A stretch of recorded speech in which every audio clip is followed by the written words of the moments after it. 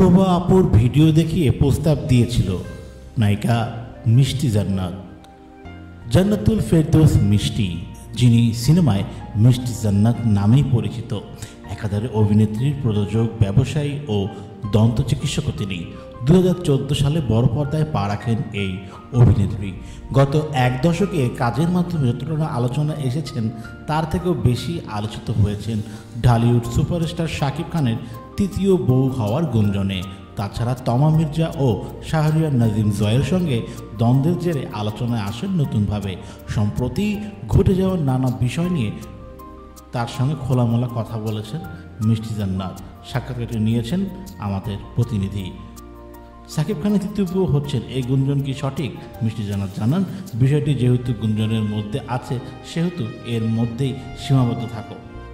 এখনই জানাতে চাচ্ছি না, সময় হলে সব নিজেই থেকেই ভক্তদের জানিয়ে দেব। স্বদেশ নিউজ।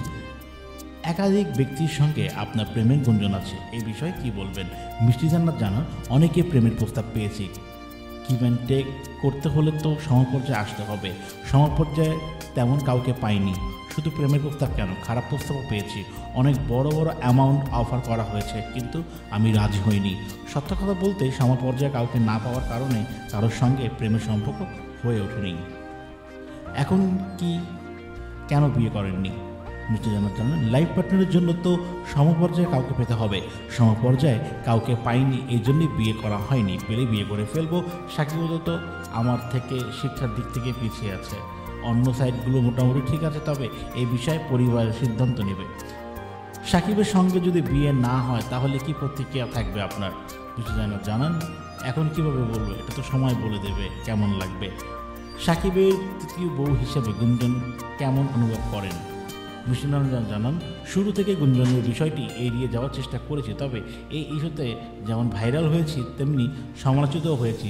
আগে তো মানুষ আমাকে চিনত না, তার থেকে এখন বেশি চেনে। এখন আবার শত্রুও বেড়ে গেছে। অধিকাংশ মেয়েরাই ঈর্ষায় নিত হয়ে শত্রুতা বাড়ছে। তবে ছেলেরা আমার ক্রাশ খাচ্ছে আর বলছে, এতদিন এই সুন্দর মেয়েটা কোথায় ছিল?